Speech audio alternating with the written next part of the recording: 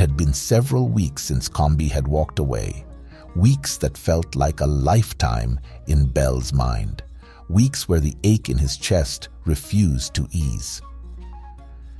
In that time, Combi had dedicated himself to the district, throwing his wealth, influence, and time into helping the people Belle had fought for his whole life. Combi had created a charity, sending steady supplies, food, clean water, medicine, clothing, everything the district had long been denied. And it wasn't just handouts. Combi had begun showing up, walking the crowded market streets, not as a rich man peering down, but as someone determined to understand the struggle.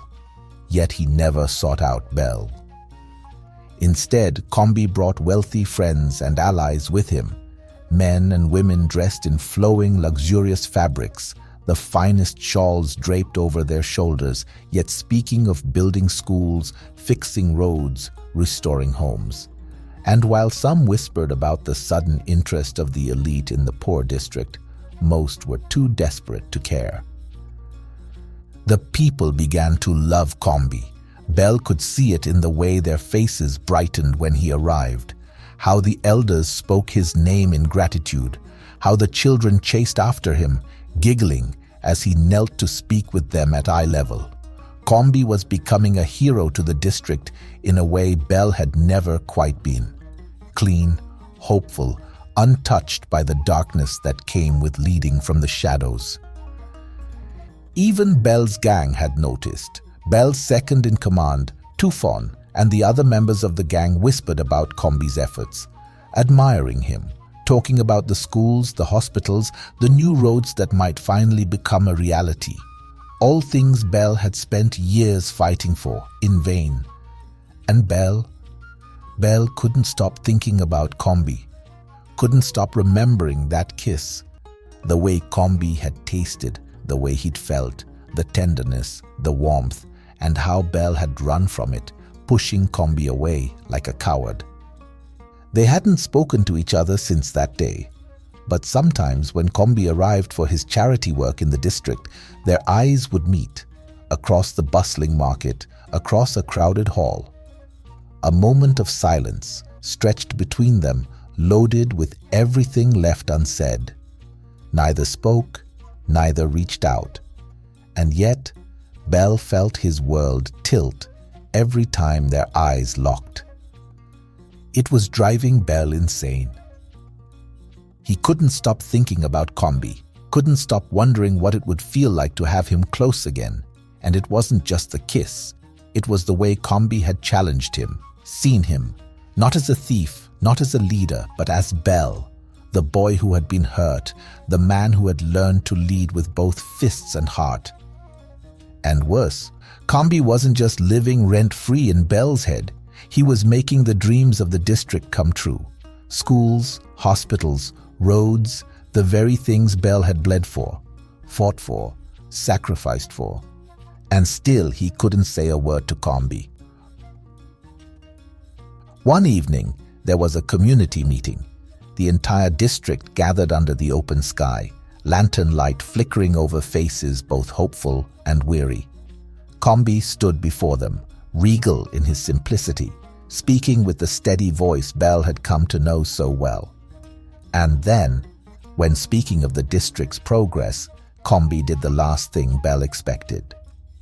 He spoke of Belle. None of this would be possible without Belle, Combi said to the people gathered before him. He has fought for you long before I ever set foot here. He showed me your struggles, opened my eyes to what the people of Douala truly deserve. All I am doing is continuing Belle's work. Belle stood in the crowd, half-shadowed, stunned. It was so simple, so powerful. Combi had given him credit, not as a thief, not as a criminal, the way Belle was used to being seen by Combi's kind. He had spoken of Belle as a protector, as someone worthy. Emotions churned in Belle's chest, rising thick and hot, stinging his eyes. The words welled up, pressing against his throat, but still he said nothing. He didn't know how. In the days that followed, the ache only grew, and Belle, unable to bear it, did what he had always done. He threw himself into work. He pushed harder than ever as the leader of the district. He ignored the way his chest clenched whenever Combi's name was spoken, ignored the hollow ache. If he just worked harder, led better, maybe he could silence it. But he couldn't. It was there, gnawing at him, making him reckless. The consequences of Belle's recklessness finally caught up to him one afternoon, nearly costing a life. It happened during a raid. For months, a wealthy manufacturing company had been poisoning the district, dumping waste into the river where families drew their water. The people had protested, begged, pleaded with the king himself. Yet every petition, every voice raised for justice had been met with silence. So Belle had taken matters into his own hands. The plan was simple: get in, sabotage the plant, destroy their equipment, and force the company to finally listen. Belle had led missions like this countless times before. It should have been straightforward, clean, controlled. But Belle hadn't been himself lately. His mind, once sharp and focused, had begun to drift to Combi. Even in the heat of the operation, he found himself distracted. And that distraction was deadly. A security guard struck, fast and precise. Belle hesitated, just for a heartbeat too long. "Belle, look out!"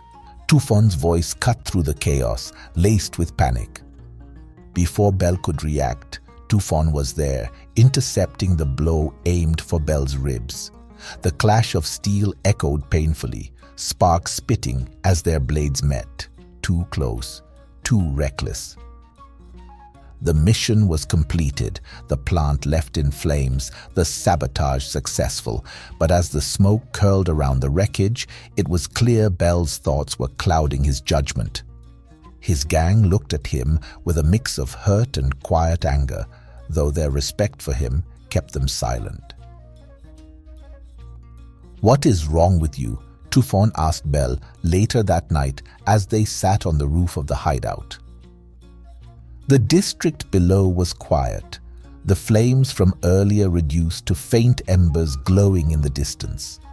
Lanterns flickered gently along the narrow streets, their golden light casting soft patterns across the red mud brick walls. Above them, the stars stretched thin and pale, their light no match for the tension pressing between the two men. Belle didn't answer at first. He sat heavily on the edge of the roof, shoulders slumping, the ache in his chest heavier than any wound. "It's nothing, I'm fine," Belle muttered. Tufon didn't buy it. His sharp gaze, unrelenting as always, lingered on Belle's face. "This is the second time this month you've slipped. Do you even realize how close you were to dying back there?" "I said I'm fine. It's just a headache." Belle's voice was harsh, cutting, but the words felt brittle, like they might shatter if pressed too hard. Tufon didn't let up. "No, you're not. And don't give me that headache nonsense. You've been saying that for weeks, ever since." Tufon's voice cut off, but the weight of what he didn't say hung between them like smoke. Belle stilled. "Since what?" Tufon exhaled, rubbing the back of his neck. "Since Combi left." The words hit like a punch to the ribs. Belle's breath caught, his head snapping toward Tufon, dread pooling hot in his stomach. "No, he can't know," Belle thought to himself, and then said out loud, "What? What do you mean?" Tufon rolled his eyes. "Don't insult me, Belle. You think I haven't noticed. The way you stare when he's around, the way you've been acting since he walked away." Belle's throat tightened. He felt cornered, exposed in a way that made his skin crawl. "You don't know what you're talking about." Tufon stared at him for a long moment. Then, in a softer voice, he said, "Belle, it's obvious. You care about him, maybe more than you even realize." "Stop," Belle said, his voice caught somewhere between a command and a plea. "No," Tufon shook his head, voice steady. You've led us for years, Belle. You've saved this district, but you're miserable. You were only happy when Combi was here." "I can't," Belle's voice cracked. He turned away, pressing his hands to his face, the truth bleeding out faster than he could contain it. "I can't be.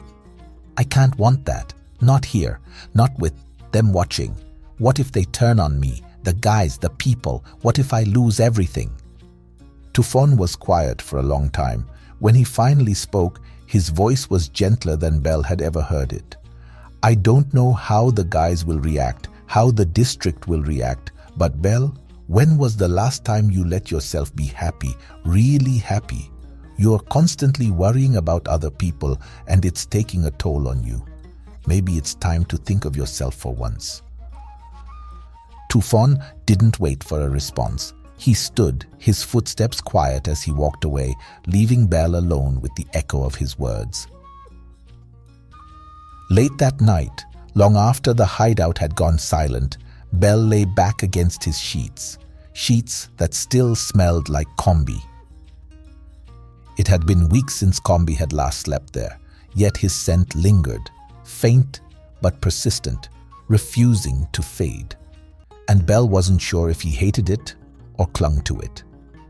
He had finally worked up the nerve to sleep in the bed again, not because it brought comfort, but because it was the closest he could feel to Combi. It was all he had left of him. Tufon's words echoed in Belle's mind as he lay there, and with them came a truth Belle had been trying and failing to outrun. For the first time, Belle stopped lying to himself. He was sick of running, sick of denying what had been obvious for far too long. The truth was that Combi mattered to him deeply, painfully, far more than he had ever wanted to admit. The realization hit him like a thunderclap, and Belle sat up abruptly, chest heaving, his skin damp as the confession settled fully in his mind. He thought of Combi's voice, gentle, understanding, as if he had lived among the people of the district his whole life rather than being born into privilege. And he kept showing up, helping the district, and asking for nothing in return. Belle thought of how effortlessly Combi spoke his mind, unafraid to bare his heart, while Belle had always locked his emotions away. He admired that about Combi. They were like night and day, opposites in so many ways. Their worlds felt too far apart, like two lines never meant to cross.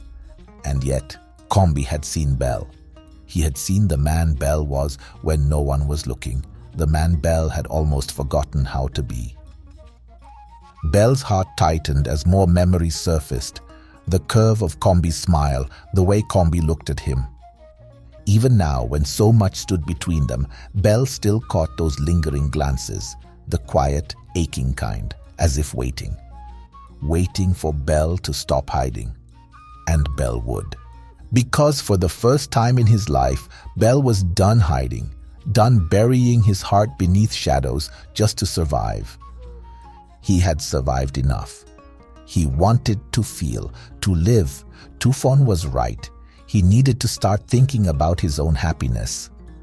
Belle rose to his feet, heart pounding. The decision was already made. He had to talk to Combi. He had to let him know about the fear, the shame, and whatever this powerful, undeniable feeling was that wouldn't leave him alone.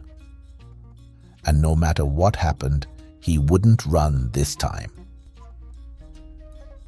The sun had barely kissed the horizon when Belle stood before the mirror, the early light casting sharp lines across his face. He hadn't slept, not really. The ache in his chest had kept him restless, the same ache that had made him reach for his finest outfit before dawn even broke. His agbada was flawless today, a softer black than usual, the hemming more vibrant, pressed so crisply it felt unfamiliar. He adjusted the folds again, exhaling slowly as he stared at his reflection. He looked presentable, handsome even, but beneath the immaculate fabric, his stomach coiled tight with unease. Was this a mistake? It had taken him half the night to decide, to stop pacing, to stop imagining 1,000 ways this could go wrong. But as the sun climbed higher, one truth had refused to leave him. He couldn't live like this anymore. He needed to see Combi. Belle knew Combi's schedule too well. He had kidnapped the man twice after all. He knew every place Combi visited, every habit, right down to the hour. And now, after everything, Belle found himself clinging to those memories for answers. Finding Combi in the district was too risky. Mba had tightened security since their last fallout, doubling the guards at his estate and wherever his son traveled. No, Belle needed somewhere controlled, somewhere Combi wouldn't be surrounded by watchful eyes. His father's business, of course. When Combi wasn't out helping the district, he was often working at his father's trade offices, learning to take over the family empire. Mba's lessons on power and wealth had begun when Combi was a child. Belle knew the routine too well. That was where he had to go. The trade building loomed tall against the sky, its crimson mud brick walls lined with the intricate patterns of Douala's crest, ornate and commanding, like everything Mba owned. Belle adjusted his disguise, the loose messenger's outfit falling awkwardly over his broad frame. Just as he had been about to leave the hideout that morning, dressed in the outfit he'd carefully chosen to look good for Combi, a realization struck him. He would be recognized. He couldn't risk it. So at the last moment, he had changed into something simpler. A faded set and a wrapped headscarf that concealed most of his face. The satchel slung over his shoulder carried nothing but empty scrolls. No one questioned a mailman. They came and went daily. But as Belle climbed the steps toward Combi's office, his pulse quickened. His heart beat loud enough that he swore the guards standing at the entrance could hear it. "What are you doing?" the voice gnawed in his mind. "You're walking into his world. He's moved on. He doesn't want you here." His feet halted right at the door, fingers curled into fists at his sides. He could turn around, right now, go back to the district, back to safety where feelings didn't twist his insides into knots, where no one saw this weak, unraveling version of him. But no, not this time. He had promised himself no more running. Belle pushed the door open. The office was quiet, polished marble floors, the scent of parchment and ink lingering in the air. Sunlight streamed in through the tall windows, gilding the carved patterns on the wooden desk at the center of the room. And then he saw them. Combi was there, seated at his desk, posture poised yet relaxed.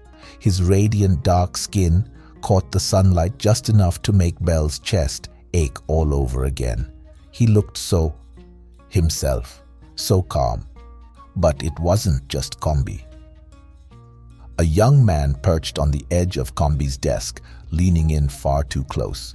The stranger's hand rested lightly on the desk's surface, too familiar, too intimate, as he spoke in a low voice, laughing softly. And Belle recognized him immediately. The prince. The prince of Douala, wealthy, influential, the kind of man Combi should be associating with.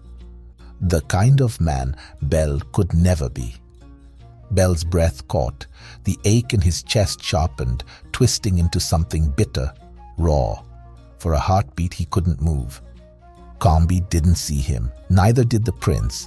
They were too absorbed in their conversation, the prince's voice smooth, leaning closer. Combi's smile, the rare, breathtaking smile that had haunted Belle's dreams, was there right in front of him, but it wasn't for him. It felt like being punched. Before he could think, before his heart could break any further, Belle turned on his heel, the door closing behind him with barely a whisper.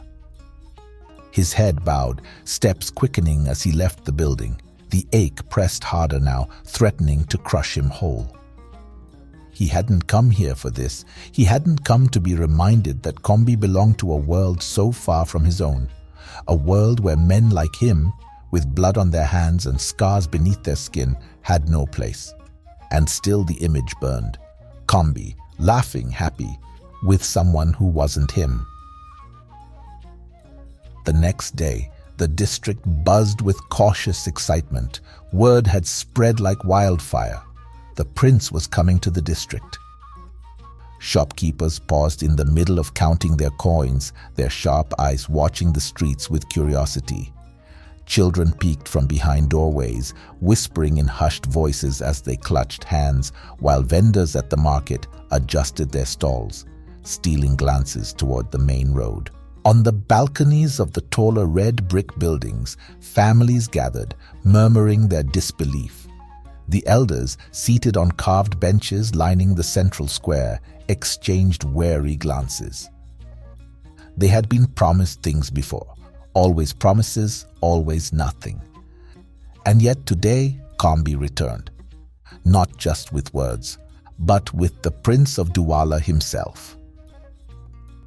Belle stood in the shadows, half hidden beneath his hood, watching as the royal carriage rolled into the heart of the district. It gleamed in the sunlight, wood polished to perfection, the golden edges catching the light in stark contrast against the worn streets. Belle's fists clenched at the sight of it. But it wasn't the carriage that made his stomach twist into knots. It was Combi. Combi stood tall at the prince's side, his radiant skin glowing beneath the sun. His posture was regal but warm, that same easy charm lighting his face as he greeted the crowd. He gestured for the prince to step forward, speaking softly, gently, as if urging him to make the people feel safe. It should have been beautiful, but all Belle could see was the way the prince leaned in. Too close. The way the prince's hand grazed Combi's arm as they spoke. The way his lips curled in a smile that wasn't the polite kind. It was something hungry, laced with intent. The way Combi smiled back, friendly, engaged. And just like that, the ache in Belle's chest turned razor-sharp.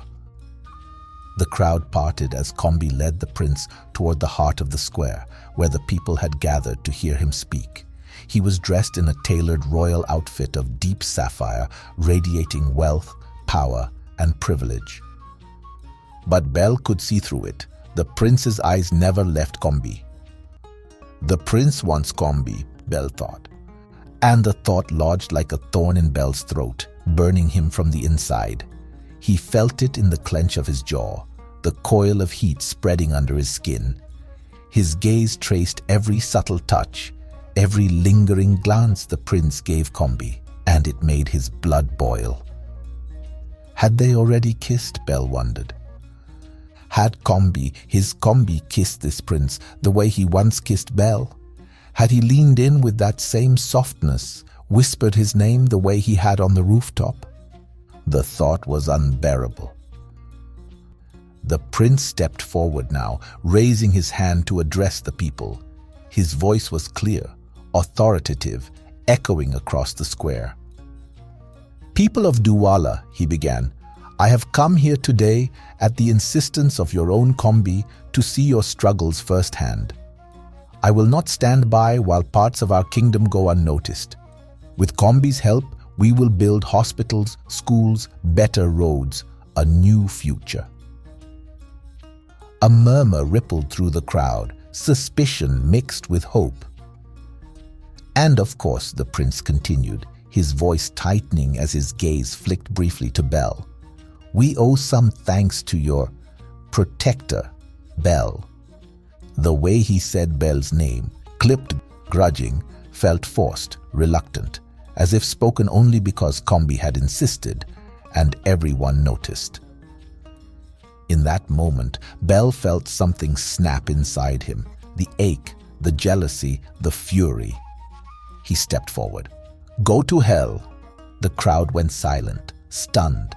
Every face turned toward the sound, the weight of Belle's voice slicing through the prince's speech like a blade. "We don't need your charity. We don't need your help." Belle's voice rang out, sharp as steel, echoing across the square. His hood fell back as he stepped fully into view, his face shadowed with barely contained rage. "Where have you been?" Belle continued. "Where has your precious kingdom been while our people suffered, while children went hungry, while we begged for clean water?"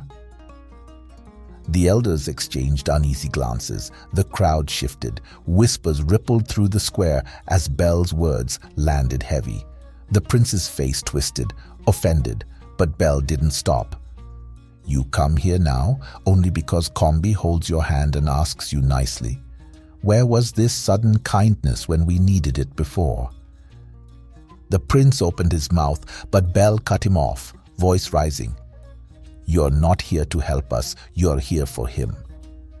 His gaze locked onto the prince with blistering clarity, then slid, almost painfully, toward Combi.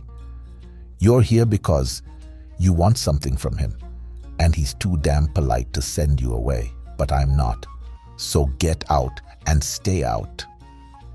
The silence that followed was deafening. Belle's chest heaved, pulse roaring in his ears. Around him, the people, his people, stood frozen, shocked not just by his words, but the raw emotion behind them. What was he doing? The crowd wondered. The prince's face tightened, but it wasn't anger, it was humiliation. He turned toward Combi, expecting him to speak, to defend his honor. But Combi said nothing. He just stared at Belle, lips parted, stunned. Later, when the crowd dispersed in awkward silence, Combi found Belle, alone. What was that? Combi's voice was quiet but sharp, his footsteps echoing as he approached where Belle stood near the hideout entrance, arms folded tightly across his chest. It was the first time they had spoken in weeks. But Belle didn't meet Combi's eyes. He felt raw, too exposed, too close to breaking. So he spat the words without thinking. "We don't need your boyfriend's help." Combi blinked, confused. "What? Belle, he's not—" "You're a liar," Belle snapped, stepping closer, voice trembling. "And a cheat. You show up here with him like you're saving us, and what? You kiss him now too? You—" Belle's breath caught, fists shaking. "I never want to see you again." The word struck like a slap. Combi's face shifted, from confusion to something wounded. "Belle, why? What are you even talking about?" Combi said. But Belle was already retreating. He couldn't look at Combi for another second. He turned on his heel, storming away before Combi could see the cracks in his armor. Because if he stayed any longer, Belle knew the truth would slip out, that it wasn't anger, it wasn't hate. It was heartbreak. Combi watched him leave, more confused than he had ever been in his life. Thank you for watching. Stay tuned for the next part, and don't forget to like, share, and comment.